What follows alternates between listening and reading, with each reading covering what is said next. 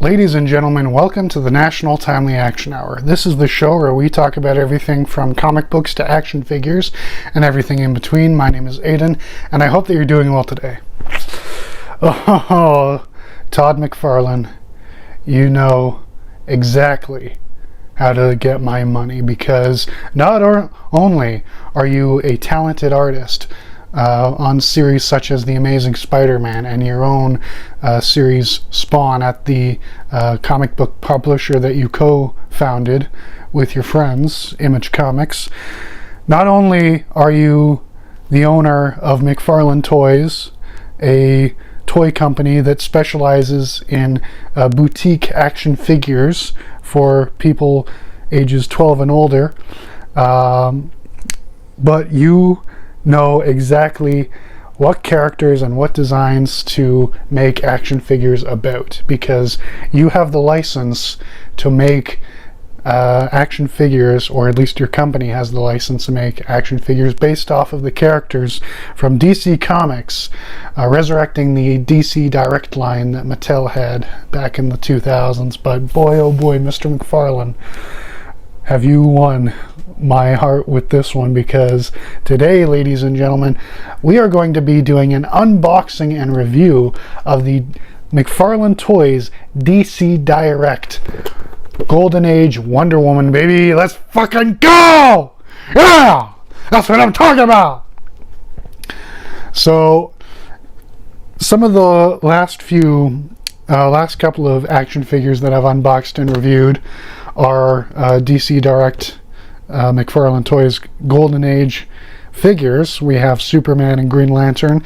Now we got Wonder Woman, but they also did a Flash and Batman, and I definitely want to get my hands on those. But it has been a dog's age since McFarlane Toys has put out a Wonder Woman figure that I personally would like to buy.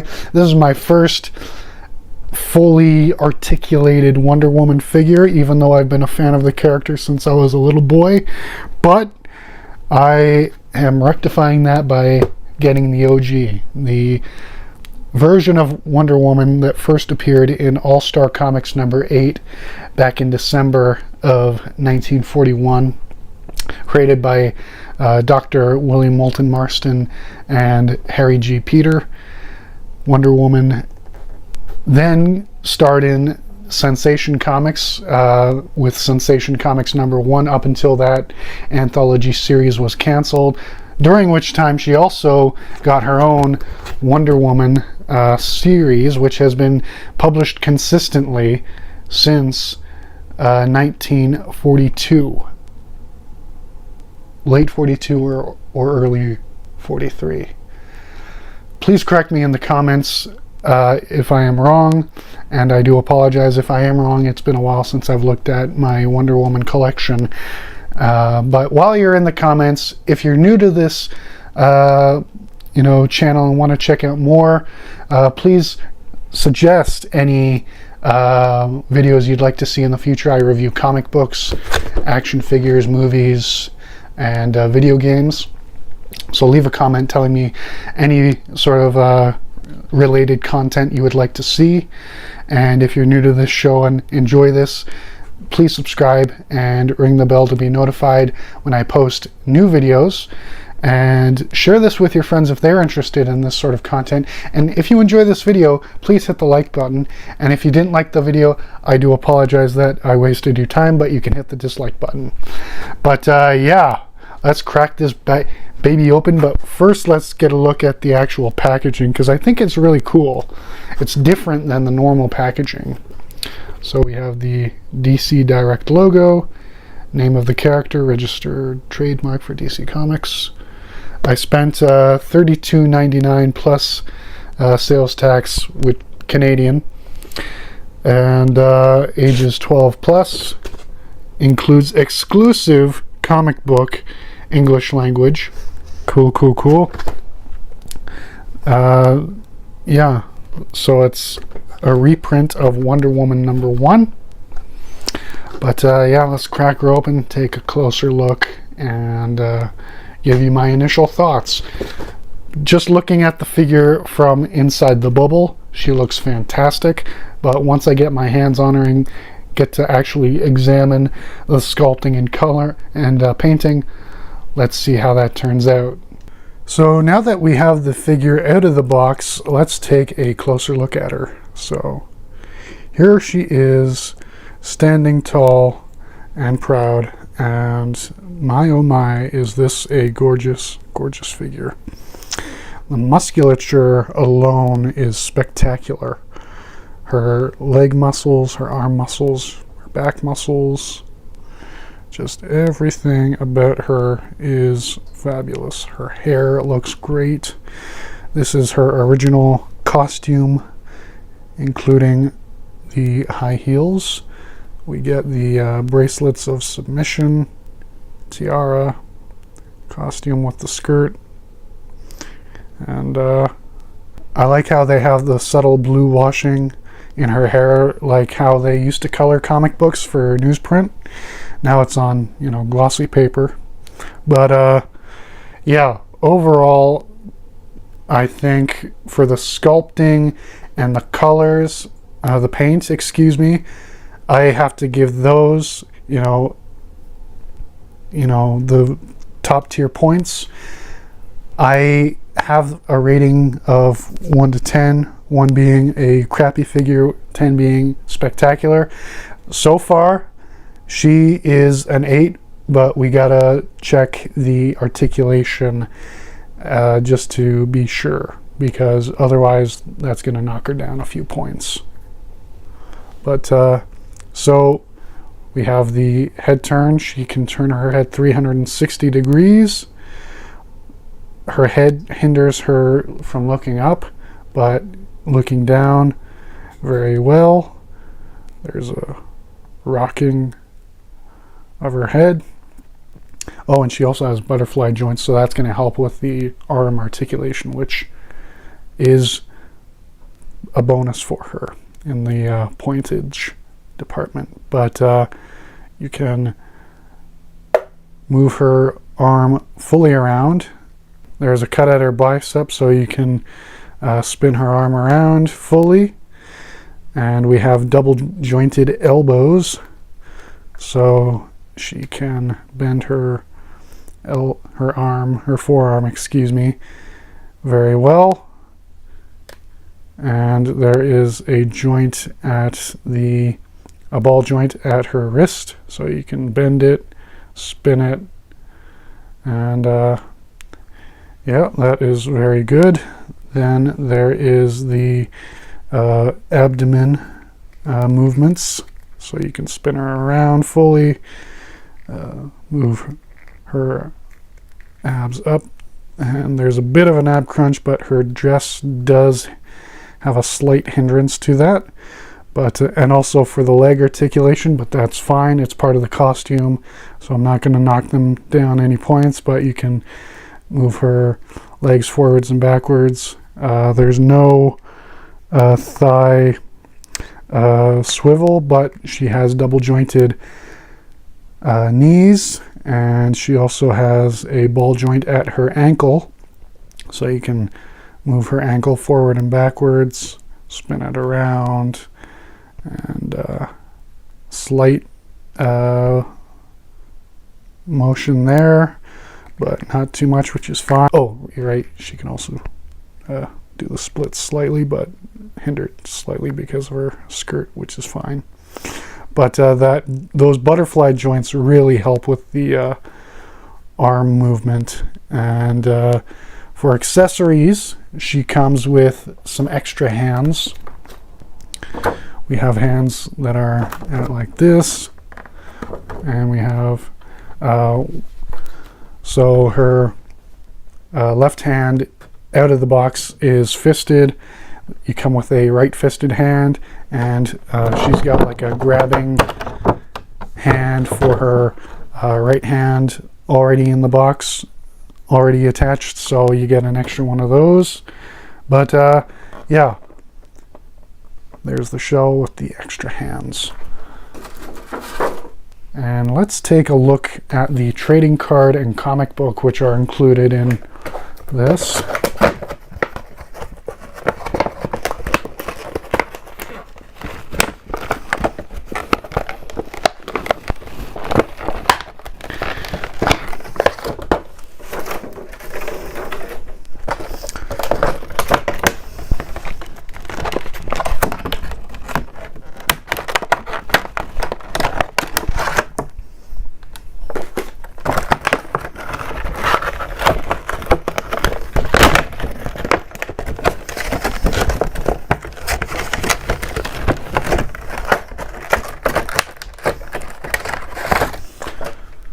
All right, so for the comic book, Wonder Woman #1, DC.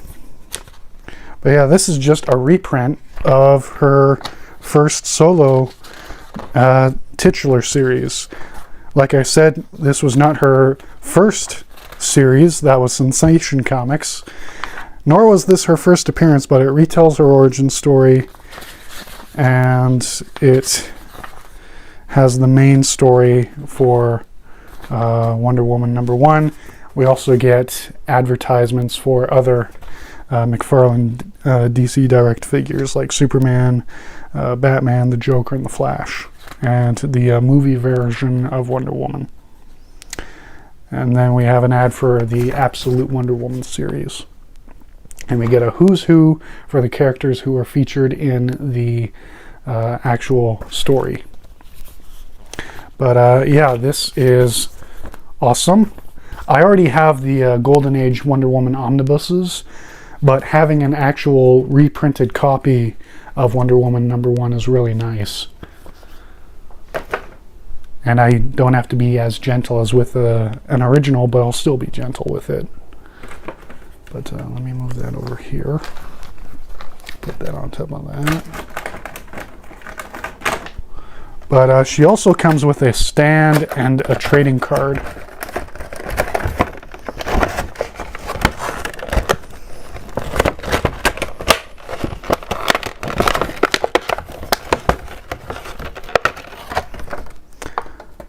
So here is this image is from Sensation Comics #1.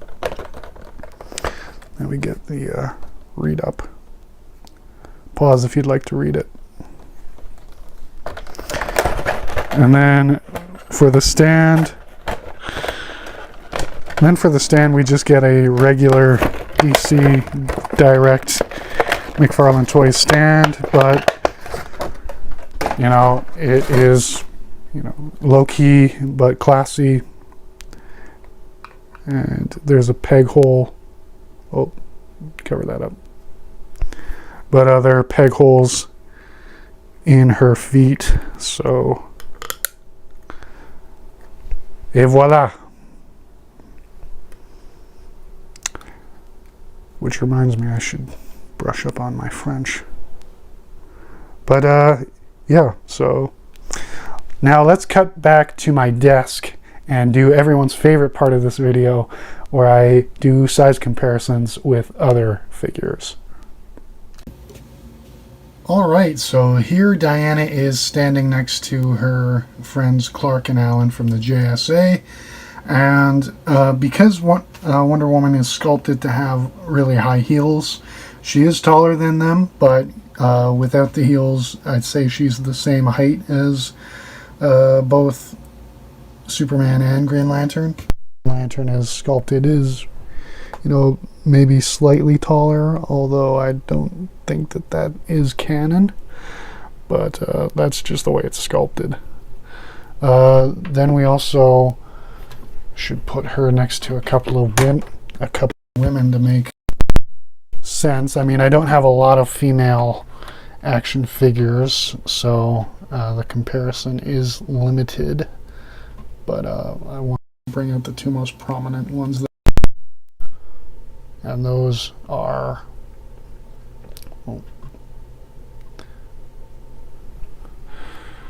the Invisible Woman from Fantastic Four, the animated series from Marvel's Hasbro's Marvel Legends. And as expected, Wonder Woman is a lot taller than her. And then also from the Star Wars The Black Series, Princess Leia from the ending scene of the first Star Wars film. And again, much taller than her, perfectly fine. I mean, Carrie Fisher was like, what, 5 feet 1 inch tall? So, there we have that. Then, of others, I have the Hasbro Star Wars The Black Series Chewbacca. This is my tallest figure, although I think Wendy is encroaching on his title.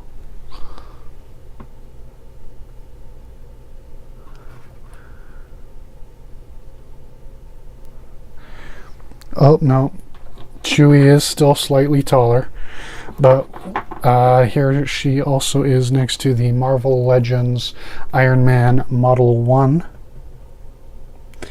And they're about the same height, although Wonder Woman is slightly taller, which is fine. Completely fine with me.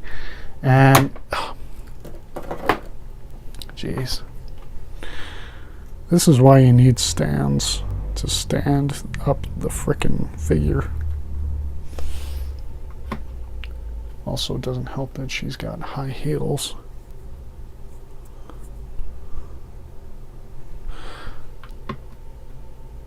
But here she is next to Superman from Reign of the Supermen, also made by McFarlane Toys DC Direct. And yeah, they're about the same height, but because she has the high heels, she's slightly taller, which again is perfectly fine. On a scale of 1 to 10, with 1 being, you know, horrible and 10 being spectacular, I'd have to give this figure a 9. The only reason why it is not a perfect 10 is because it does not come with the Lasso of Truth as an accessory. Like I said, the only accessory she comes with is extra hands, which is all well and good, but you know, when you get a Wonder Woman figure, you would expect the Lasso of Truth to be included. But like I said, it's nearly perfect, because this has everything I've ever wanted in a Wonder Woman figure: the sculpting, the painting, the articulation. Everything about this is fantastic, and I love it. And yeah, it was reasonably priced. I bought it at EB Games in the mall here in my town. So if you have an EB Games or a GameStop in your town or city, obviously if you live in a city, it's easier to get GameStop, but or you can buy this online. I remember on the official McFarlane Toys store seeing the solicitations. Obviously they're going to have it, you know, sold directly from them, or you can go to Amazon and other retailers that sell action figures. But yeah, definitely worth the price because of how well made it is and how beautiful it is to look at. Now, that's all I have for you today on this episode of the National Timely Action Hour. And once again, my name is Aidan. Thank you so much for watching, and I sincerely hope that you have a wonderful day. Bye.